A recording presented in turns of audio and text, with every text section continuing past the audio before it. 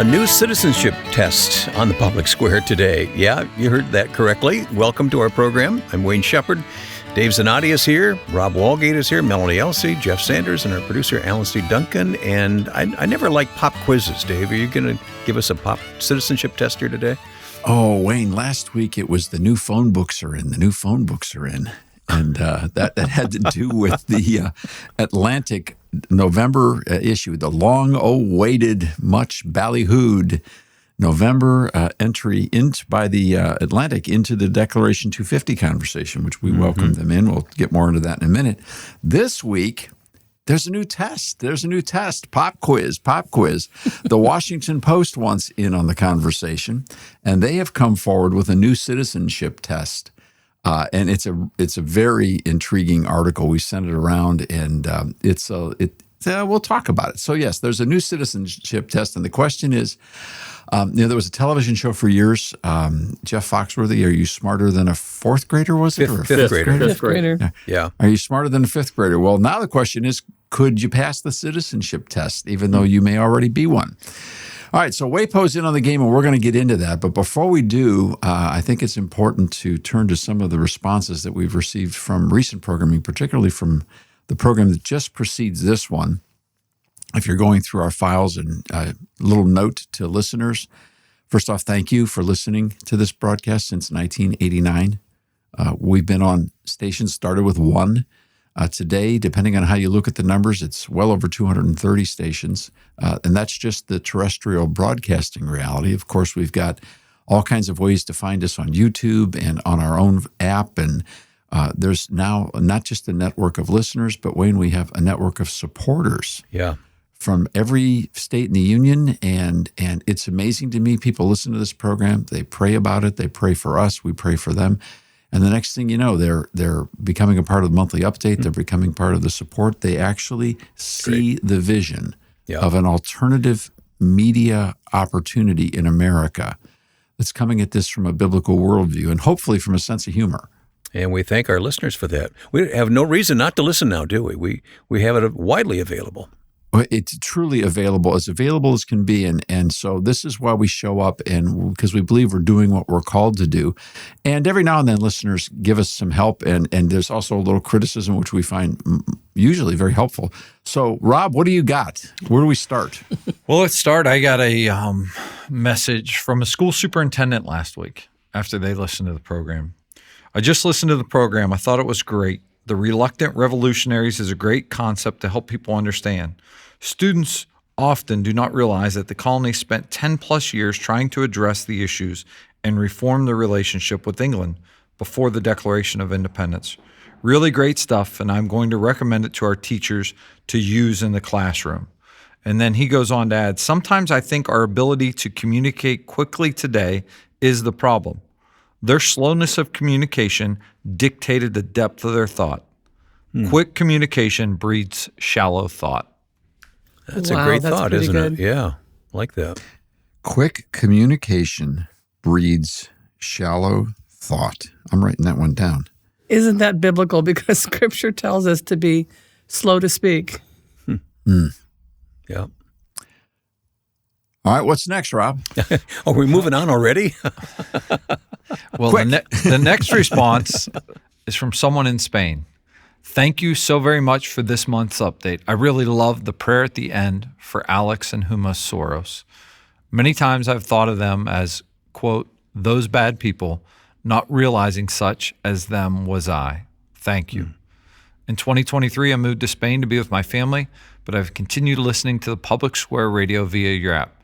You are my Saturday listening routine. I started listening many years ago on my church's radio station, 88.7 FM in South Carolina. Thank you very much for the work you do. Thank you for your honesty, for keeping it real, and for bringing it all to the source of everything, to Jesus Christ.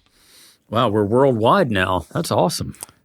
Yeah, and when we look at the numbers, Jeff, it's quite surprising. There are a good number of listeners in a whole lot of nations outside the United States, and I'm guessing, of course, these are mostly folks that have family and friends and maybe are traveling and living outside the U.S. for a period of time. The other top countries, aside from the United States, the next one is China. Oh. then Brazil, Canada, United Kingdom, Singapore, India, then you get Spain, and then Mexico and Romania. Those round out the top countries apparently that are tuning in. Well, I vote on doing Christmas in America overseas in a couple of years. I think we should go and bless some of those countries. What do you think, Alan? I'm all for it. I'm all for it. Trying to get rid of us, Jeff?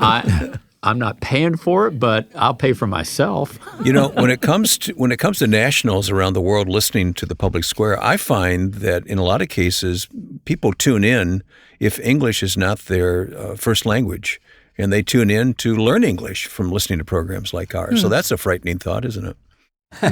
They'll learn how to say y'all if they listen to me. Well, I just thank you, Wayne. I was going to say, if there isn't enough pressure now already, yike. Okay, we got a call from a pastor. Yes. Rob, back to you. Yeah, we got a call from a pastor that was meeting with a school superintendent to talk about, in honor of the 250th anniversary of the signing of the Declaration, presenting all graduating seniors in 2026 with a copy of the Declaration, kind of formatted in a very cool way to highlight that their graduation year is 2026, 250 years after the initial signing. What an awesome thought. Great. Wow. And I remember, I wasn't born in 1976 for the bicentennial, but I do remember things shortly thereafter. Growing up, you'd still see quarters that were the bicentennial quarters, bicentennial and other Bible. signs, different things that marked the occasion. So I do think we have a great opportunity here in 2026.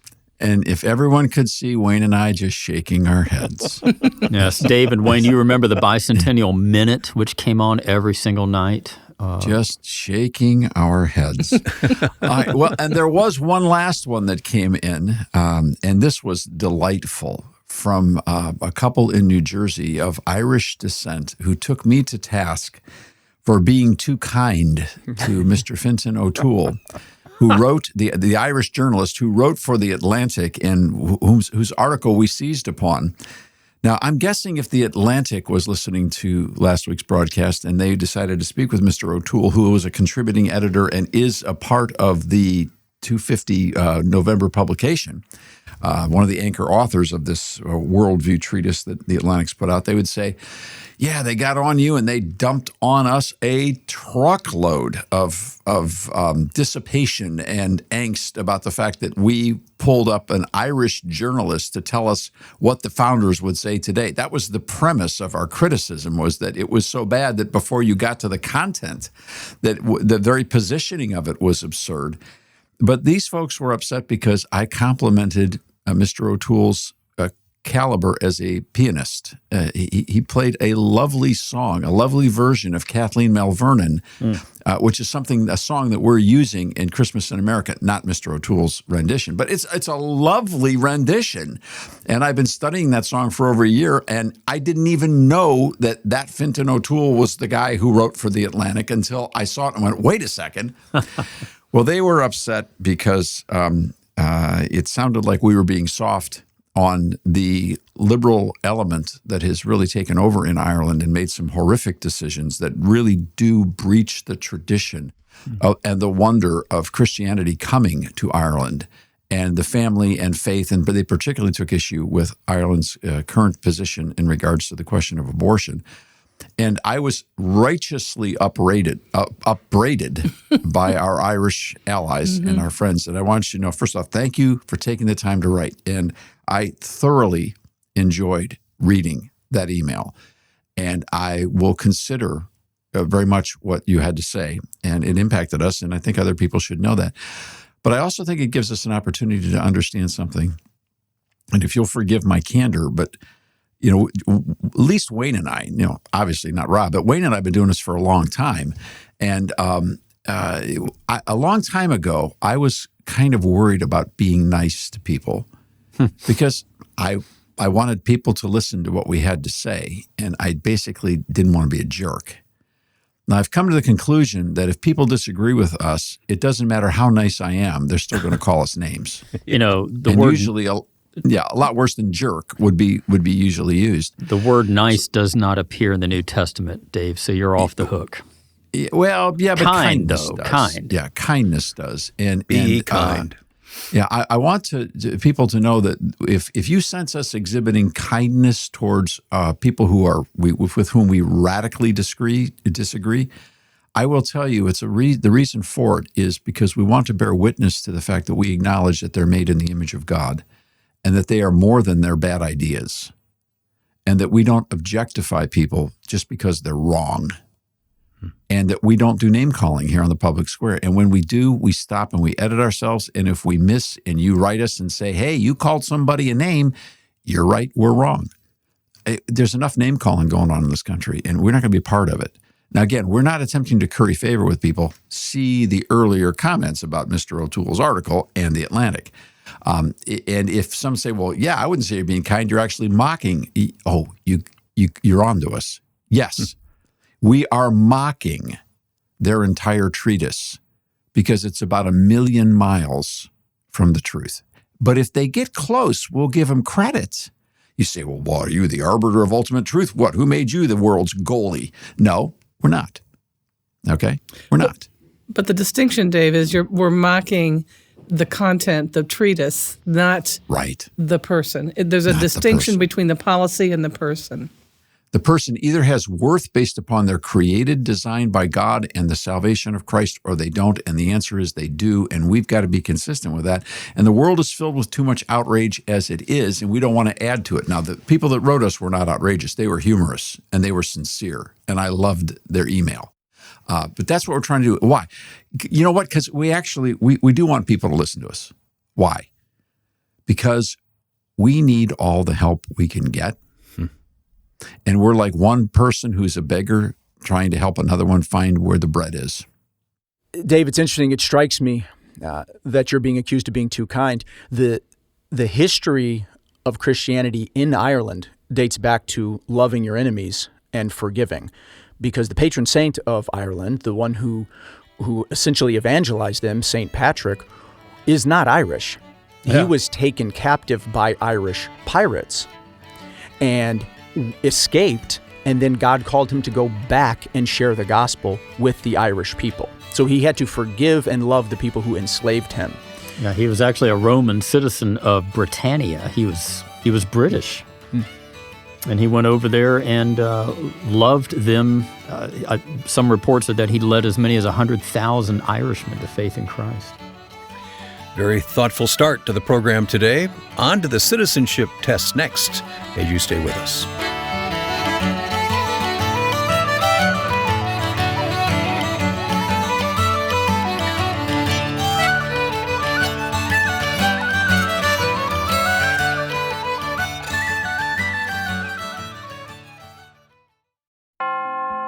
If you count the words of the Declaration of Independence, every word on the page, the total count is 1,458 words.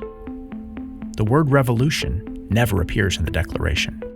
For a free copy of the Declaration, please visit thepublicsquare.com. Spreading the light of liberty across the land. Now back to the public square.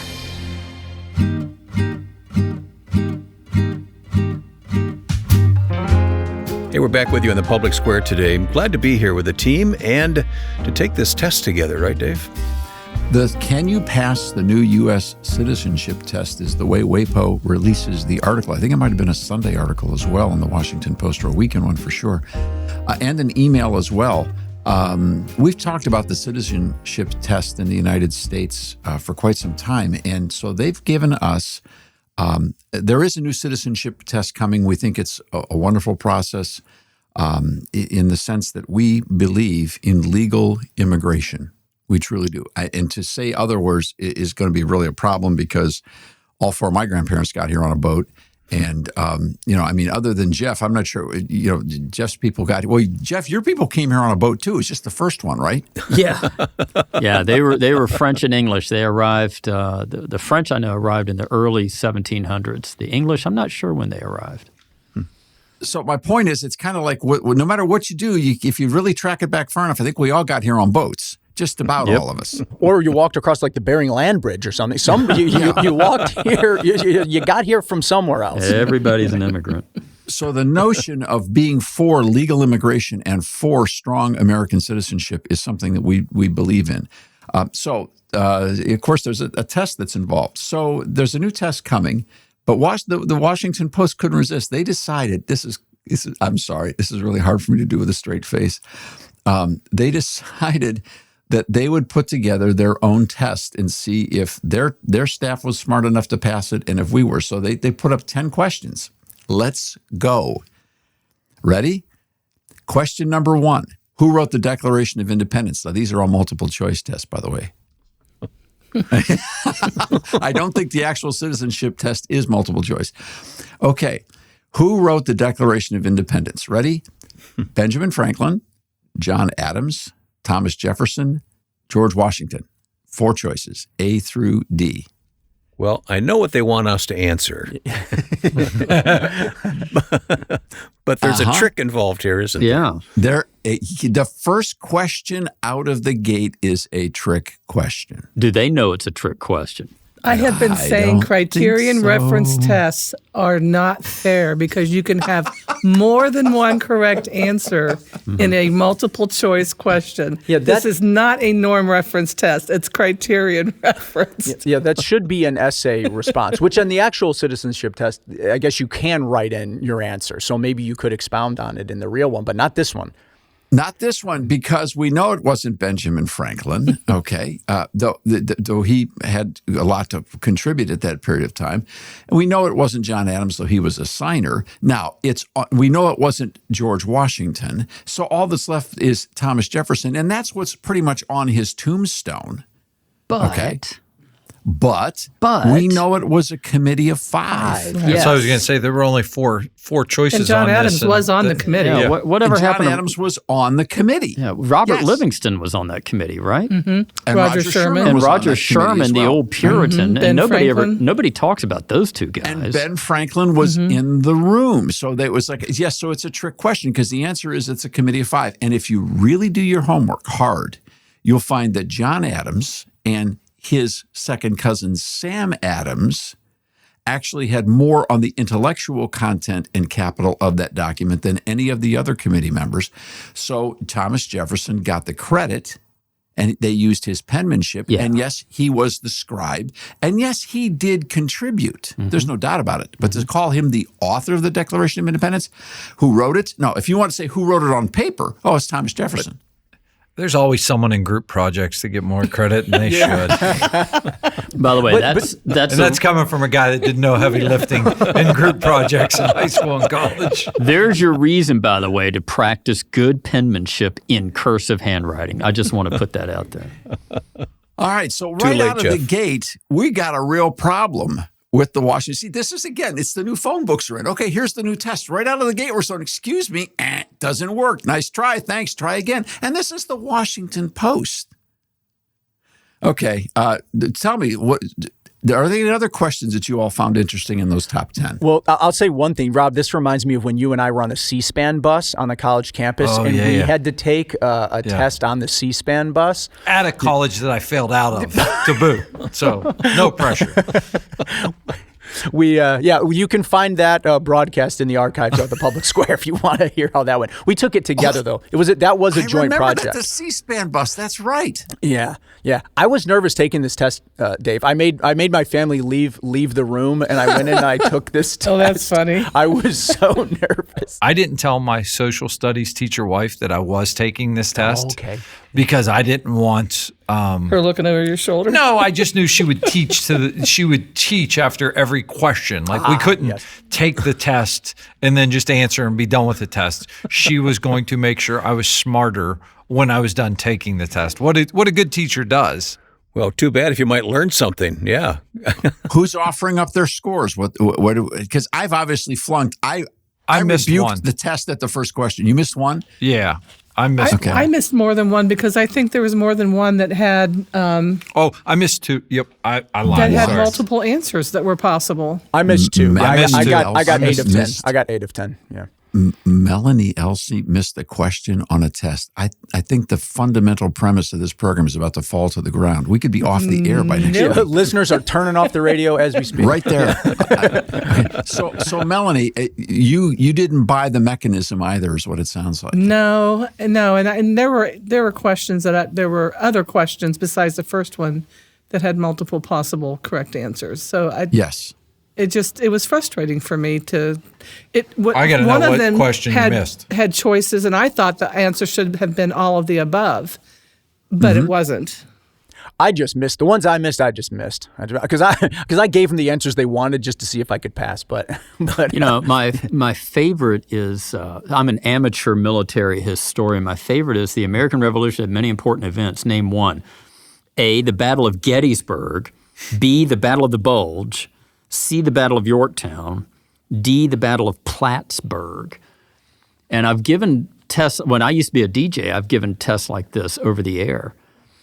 And I am surprised, I was shocked at how many Americans had no reference as to where major battles took place in American history. They don't know the difference between the Battle of the Bulge, which was 1944, and the Battle of Yorktown, which was 1781. They have no reference at all.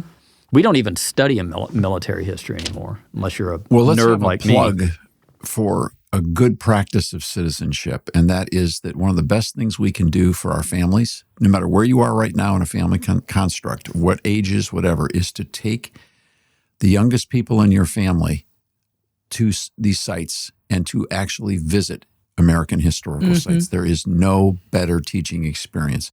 If you go to Yorktown and to Jamestown, you'll have a whole experience that will open your eyes. If you go to Yorktown, Jamestown, and Williamsburg, and then if you have an opportunity to get up to the Plymouth colonies and you get to have a chance to go and visit there, that is a remarkable experience, extraordinary. If you go to Gettysburg, you will never forget the experience. Now, I've not been to Europe for the Battle of the Bulge. I've watched and read an awful lot about it. That part, when I'm in my worst moments, and I'm complaining and whining and frustrated, my wife will either say it out loud or I will. I'll say, well, at least this isn't Bastogne. Yeah. And Jeff, what does that mean if I say it's not Bastogne? You're not completely surrounded by armored German panzer divisions on the day of Christmas. Snow with no food, and they're blowing the trees up over top of you, hoping that the remnants of those trees will come down and crush you. And you're just hoping and praying that Patton's men will arrive in time. Which they did. And so if the answer on this one had been D, Plattsburgh, I would have flunked because I don't remember the Battle of Plattsburgh. What was that one? I don't remember that either. I have no concept of that. They may have made it up. Okay, we'll find that out. But I would like for us to come up with a test for them and see if they will pass it. Can we do that? We should do a test. Yeah, we should consider that. Interesting, yeah. One thing would be that they start off with the question, the American Revolution had many important events, name one. Okay, because we don't believe it's a revolution. We believe it's a war for independence. Okay, let's see. When I Googled the Battle of Plattsburgh, it came up with the Battle of Plattsburgh in 1812, 1814, 1924, 1924. They just kept fighting in Plattsburgh. Stay away from that place. Right? Oh no! So it might have been the War of 1812. It was the War of 1812. Yeah, it was. Which is also a significant part in history, right? Because the Brits signed the treaties in 1783. We got out of the war, but they weren't done being mad, so they came back and tried to fight us one more time in 1812. Burned the White House, in fact. Oh, yeah. Right. The East Wing? Sorry. No, too soon. Too soon. Anyway, the comments on this test were interesting. It was interesting to read some of the comments from people who had taken the test. And I thought one critique of this little 10-question test or quiz that some of the people had were that these were kind of just memorization trivia facts. They didn't necessarily delve into what it means to be a citizen or how our government actually functions or works. I thought that was a pretty insightful critique. What do you guys think about that? I agree with it because question 7 was, when did all women get the right to vote? And it had 4 answers all within a 12-year period. Well, I could have told, you know what I mean? I just, how is it important for citizenship to know the exact year when? That was one of the ones, full confession, that I missed. I missed it by 1 year. I missed it by 5 years. I thought it was 25, it was 20, I believe. Right. That was the one I missed, and I'm like, well, I mean. Well, keep in mind, these questions came from a pool of 128 questions. So there would have been other questions on, like, the separation of powers, I would hope. The functions of the three branches of government, I would hope. Yeah, I would hope. Yeah, you might be right. These made the final cut. Right. Hey, I gotta break in. We need to take a break, and we'll come back and we'll continue talking about this stuff. You can join us anytime online at thepublicsquare.com for this broadcast. You'll find it on YouTube as well. Just look for The Public Square.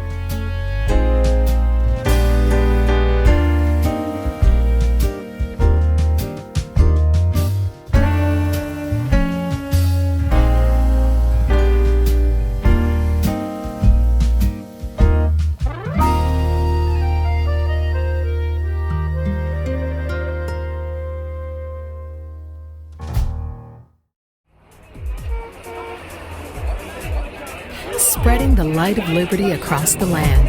Now back to the public square.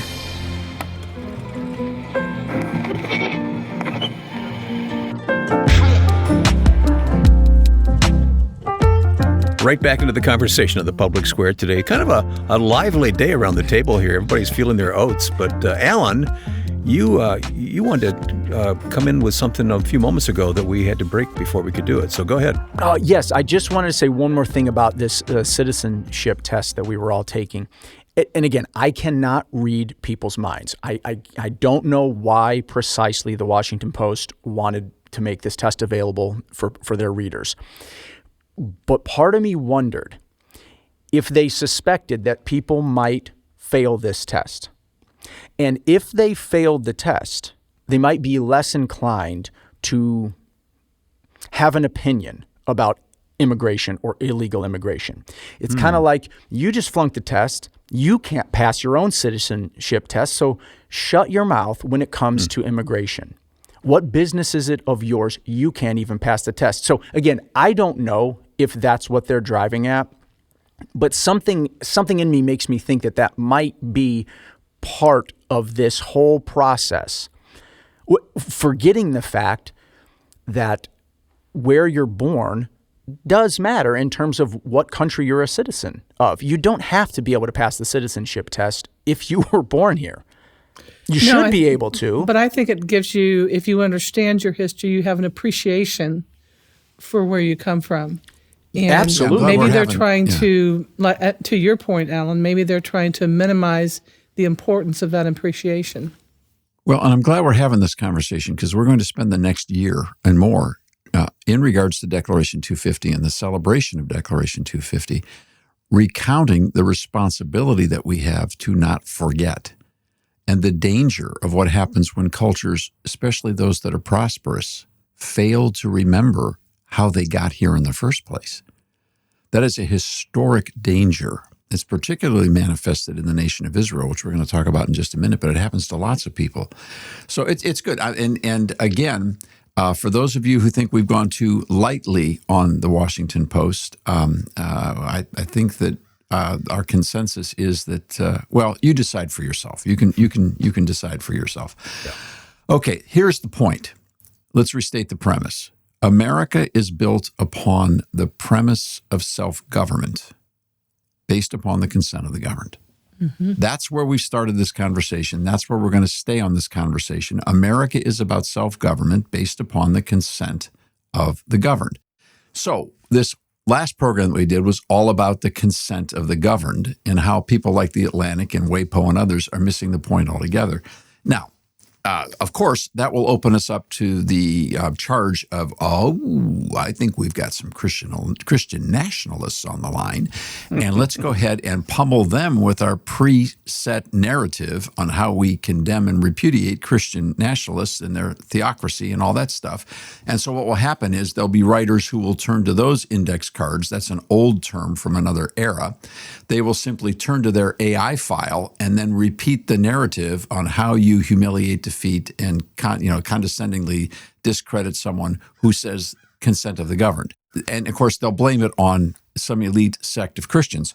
So I went back to the library, and we had mentioned Thomas Paine, who talked about the Hebrew Republic, and we also mentioned Professor Eric Nelson, who is a professor at Harvard University. And I got my book out. There it is, Professor Nelson's book. And I went to another source, Rabbi Jonathan Sacks, who was also a friend of the Public Square. He's passed away recently, the former chief rabbi of the United Kingdom. And let me start with Eric Nelson. Eric Nelson wrote this book, and it is a brief book. Now, it's a little stiff, okay? I'd encourage everyone to have it in your library, and then don't choke on it because it's brief and it's good English. It's a little deep. It'll take a while and some footnotes, but it's a very worthwhile text, particularly because it might be, other than Paul Johnson's introduction to the history of the American people, this book might have the best introduction of anything I have ever read in a history text. You ready? Here it goes. I'm just going to give you the first opening line. Could not be better. Here it comes. Quote, "It has become commonplace to attribute the rise of modern political thought in the West to a process of secularization. In medieval and Renaissance Europe, so the story goes, political thought was fundamentally Christian, an exercise in applied theology. To ask what form our political lives should take was, during that period, inevitably to ask what form God wished them to take. Questions about politics quickly became questions about revelation, about the proper understanding of God's commands as reflected in Scripture. It was, in short, an age of political theology. In the 16th century, however, this worldview began to erode, and in the 17th century to collapse. The new science of Galileo and Bacon, along with the strident philosophical skepticism of Montaigne and Charon, provoked a radical reconfiguration of European thought. Philosophers of the period no longer recognized religious claims as authoritative, and given the horrors of the wars of religion, came to regard them instead as inherently dangerous to civil peace. The result of this intellectual upheaval has been called the Great Separation, by which is meant the epoch-making exclusion of religious arguments from the sphere of political discourse. It is this separation, we are told, that is responsible for producing the distinctive features of modern European political thought, including, but by no means limited to, its particular notion of individual rights, its account of the state, and its embrace of religious toleration. These innovations could not appear on the scene until religion had effectively been separated from political science. It is then the peculiar achievement of the 17th century to have bequeathed as a tradition of political thought that has been purged of political theology." Here we go. That's the setup. That's what you were taught in school, not in such eloquent terms. But here comes the piece, the sentence. "This book begins from the conviction that the traditional story I have just sketched puts things almost exactly backwards." This man has the courage to say, what I was taught and what you are taught is precisely backwards. It never happened that way. We made it up. Wow. Historians interpreted the data to drive God from the equation and say that liberty comes from a secular, modernistic worldview, and nothing could be farther from the truth. And then he spends the rest of this treatise showing that the people who put America together were actually focused on the founding ideals of the Hebrew Republic and a revelational worldview, not an observational worldview. That gives me such a new appreciation for the word republic because, in our conversations and things that we hear in secular media and all of this about how we are in a democracy and we all know that we have a constitutional republic, but it makes the term republic just a little bit more endearing. Well, I can tell you, if we were going to create an alternative magazine, one issue, Eric Nelson would be one of the lead authors, along with Thomas Paine and along with Rabbi Jonathan Sacks. Mm-hmm. So for people who are saying to us, this is Christian nationalism, sorry, doesn't work that way. the facts are always going to come out, and throwing a term without a proper definition like Christian nationalism in order to shut down debate still is not going to work because the facts are there, the evidence is there, and it's always going to come through. In being a republic, it protects us from ourselves. I've seen so many clips as of late of politicians and how their views on things have changed over the last 15, 20, 25 years. And you also can think about society, how things have changed. We would be constantly, if it was a true democracy, we would be doing things immediately based on gut reaction. And then a few years later being, that was a mistake, wasn't it? Mm-hmm. So it protects us from ourselves and the emotions of the day. Dave, you mentioned Rabbi Jonathan Sacks. You have a quotation from him coming up next, right? Yes, I do. All right, we're coming back to that on the Public Square. Don't miss this.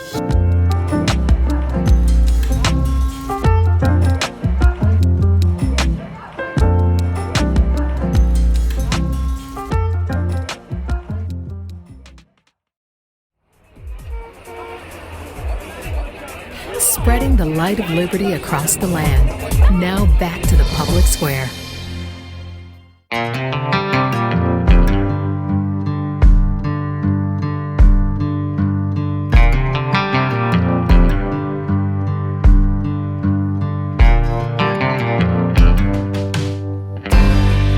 Let's continue our conversation on the Public Square today. This is fascinating to me, and I hope it is to you as well.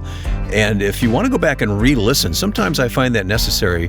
That if it goes by too quickly for me, if I get distracted and miss something, it's just not right. So you can go back and listen anytime at our website, thepublicsquare.com. You can use our smartphone app for that purpose, or even on YouTube, you'll find the Public Square. So go back and re-listen. I think you'll find it helpful. Okay, now onwards and upwards here, Dave.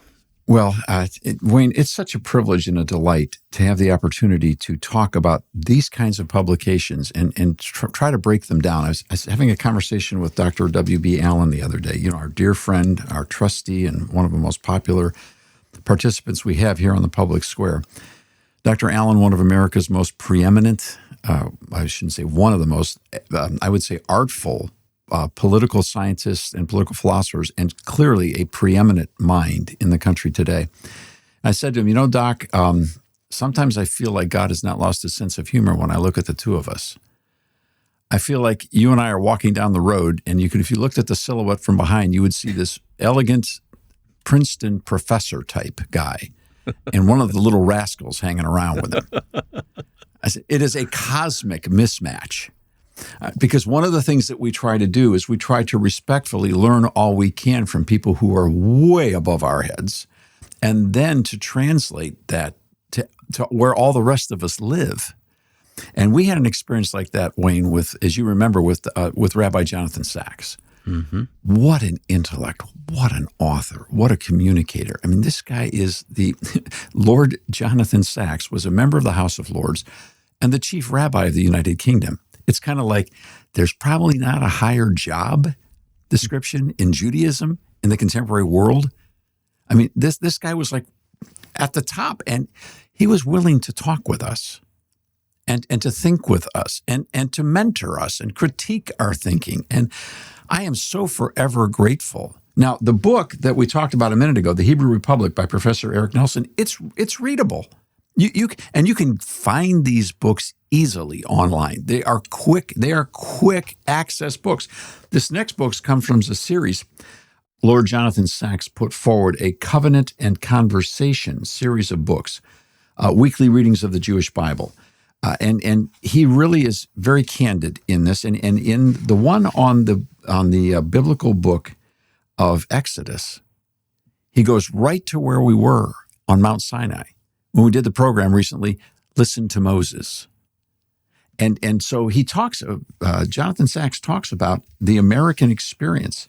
And here's what he has to say with this theory that is taught in our schools, that Eric Nelson said is exactly backwards, that somehow it was the enlightenment and the renewal and the revival of secular pagan philosophical thought that brought us liberty, freedom, separation of church and state, and in essence, the American experience. in the Declaration of Independence.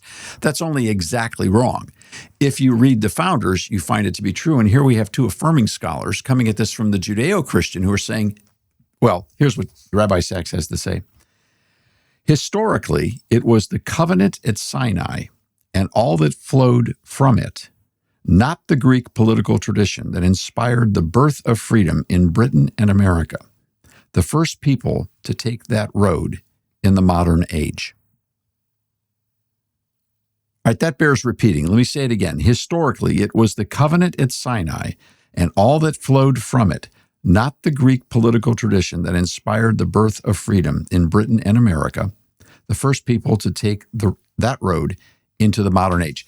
So when people want to argue, we're thrilled to have the argument. We really are, because it's a substantive debate and it is worthwhile. But just understand something. We may not be the brightest candles on the cake, and we got a lot of degrees around the table, but that may be less than what somebody else out there has. But we got a few friends. And it's pretty hard to mess with the street cred or the academic credentials of Eric Nelson, the late Rabbi Jonathan Sachs, and Dr. William B. Allen. And these people, coming from three different perspectives, all come to the same conclusion. So how come we got a different story when we were in school? Any thoughts? Oh, I have a lot of thoughts about the educational system and how it has just destroyed the total context of for generations the understanding of American history. But that's the what. The question is why? Why would someone want to upset this? Because I think I think because then you would have to yield the human involvement or necessity for the creation of law. Where does it ultimately come from? Where does the foundation of law come from? Where is the moral compass? There has to be an identity there, right? Because if there's not, then it could change with every country, with every movement. And to Jeff's point about it being on purpose, we have policies now that have been formed to require the study of the documents themselves, not what just was written about the Declaration or the Constitution, but to actually read the Declaration, to actually read the Constitution. And people fight and testify against those policies. And in some times, the policy doesn't make it through to law. We have to actually pass a law that says schools have to teach through the primary source document what those documents said and what they meant. To me, that's insane. Well, if there are people in this country, and there are people in this country who want to replace the government that we have and the culture that we have, the way to do it is by not teaching history, true history, and to replace it with some kind of mythological history and agenda. I'll never forget, years ago, I was talking to a young teenage girl in my church, and it was January, and I said, well, what do you have special coming up? And she said, well, January 19th is my birthday. And she was 13 years old. And I said, oh, January 19th, that's Robert E. Lee's birthday. And she looked at me like I was speaking a foreign language. And I said, Robert E. Lee. And she just shook her head. I said, wait a minute, you don't know who Robert E. Lee was? And she just shook her head. No, who was that? Dave, when I was in the 4th grade, every single boy and girl in my 4th grade class, that's when you're 9 and 10 years old, we knew the names of every major commander of the Civil War, President Abraham Lincoln, President Jefferson Davis of the Confederacy, and we knew at least 3 or 4 names of the battles of the Civil War. We were taught history. I don't think it's really being taught that much these days. I hope I'm wrong. Well, and as we have developed an educational system, which is extensive now between public and private options for families, parents still should not, even if your child goes to a private school. Yeah, don't rely on the fact that someone else will give your child the proper context of history. you should have those little pocket copies that we have, the Declaration and the Constitution, in your home. You should be reading them periodically with your kids and talking about what they mean. Ages ago, there was an excellent series of books that came out for children. It was the Landmark series. And I don't even know if they produce them anymore, but you can find them online. But the Landmark series, it's wonderful. It's written for like a 4th grade reading level, and it's the history of America. Just go look it up and enjoy. Yep. I think what we're talking about here, too, is a desire to just remove religion altogether. You know, we're beyond religion now. We should think deeper than that. Well, yes, Wayne, on that quote, or on that point, there's a quote. My pastor actually read it the last Sunday at church. It's a Huxley quote. You know, the guy who wrote Brave New World. He had the decency to tell us honestly what he was thinking at a particular time. He said, "I had motives for not wanting the world to have a meaning, and consequently assumed that it had none." He said, "We objected to the morality because it interfered with our sexual freedom." Yeah. They didn't want there to be a God looking over their shoulder. I think that's a big reason right there. All right, we'll come back. There's more to talk about. Believe you me, we'll get to it on the Public Square with the team. Hang on.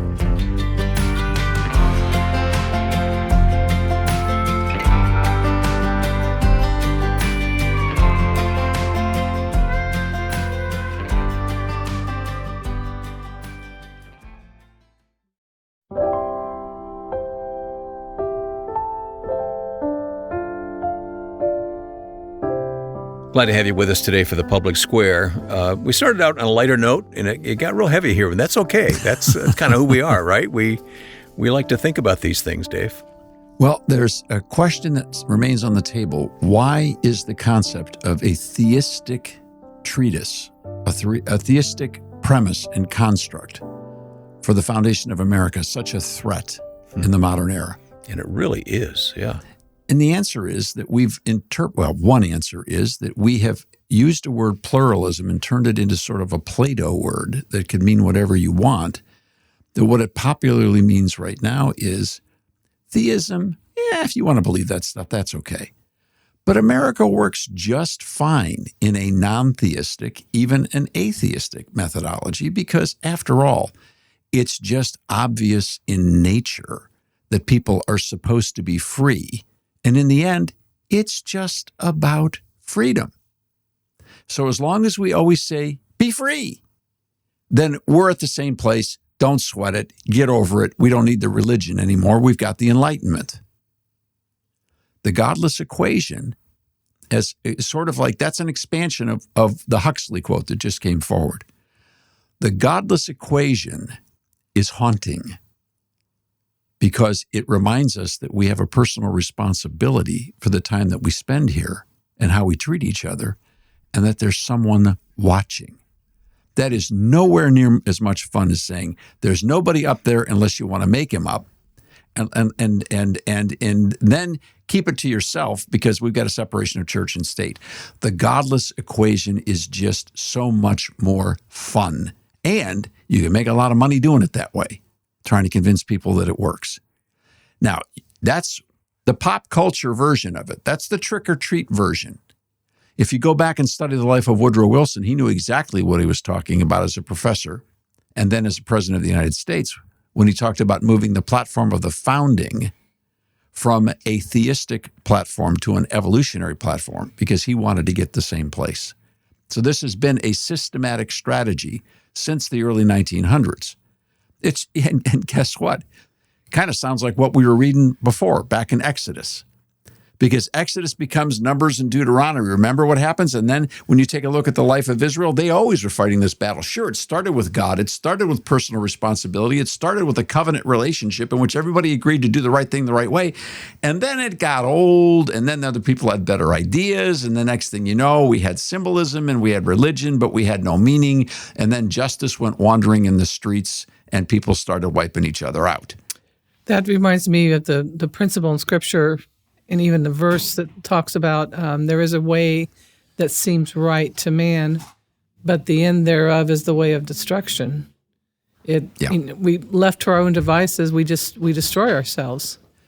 But one thing, Melanie, we can say and I believe it is with courtroom accuracy.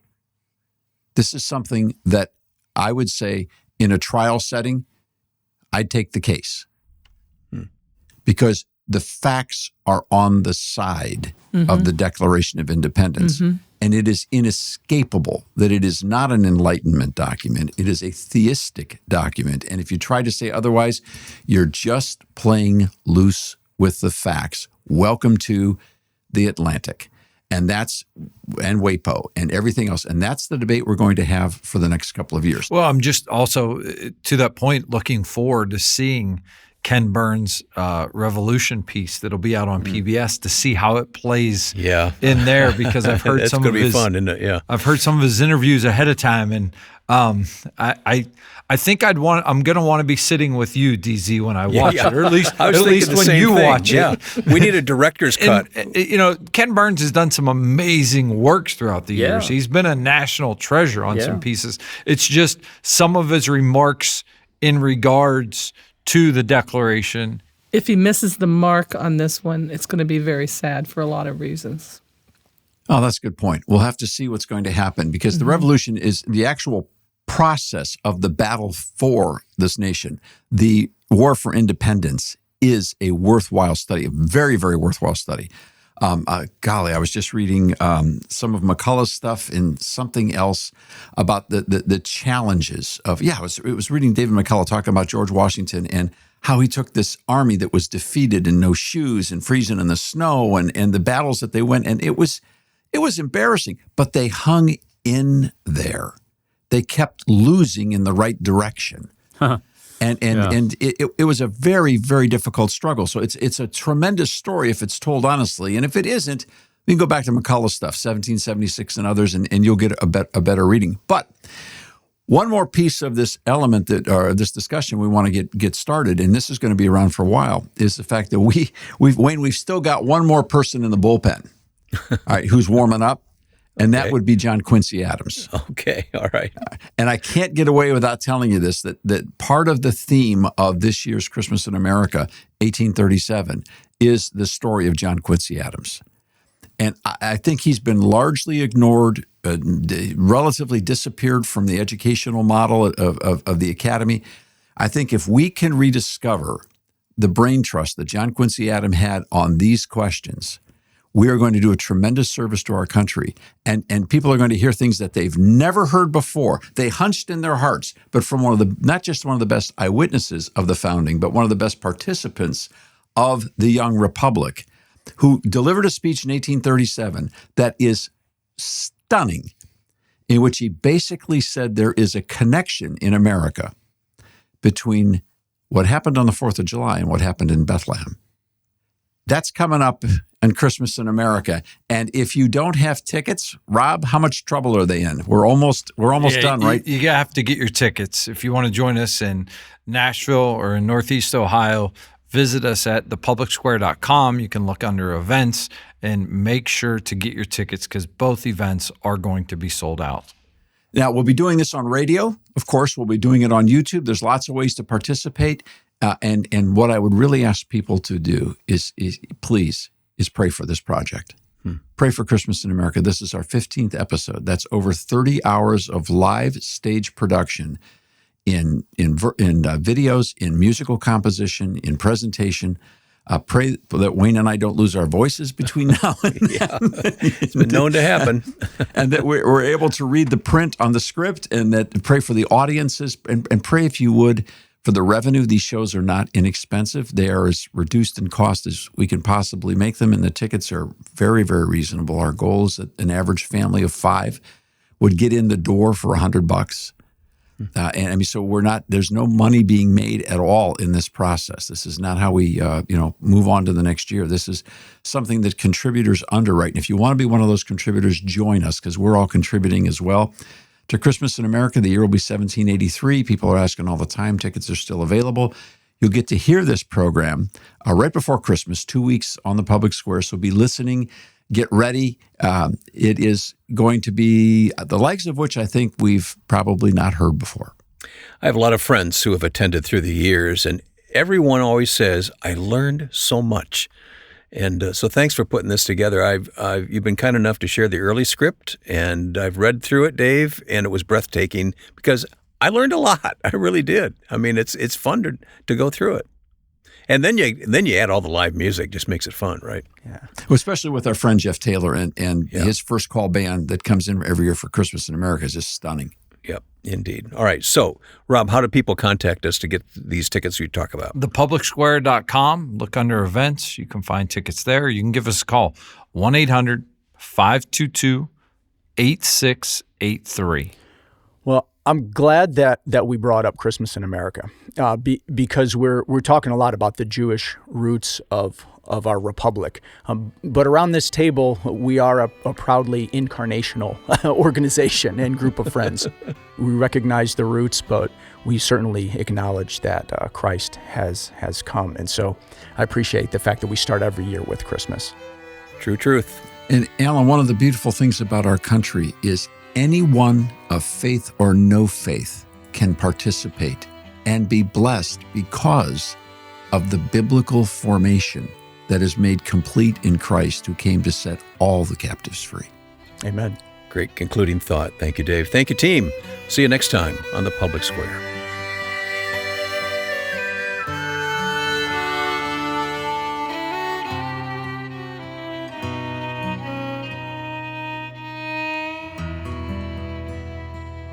The Public Square is a broadcast service of the American Policy Roundtable.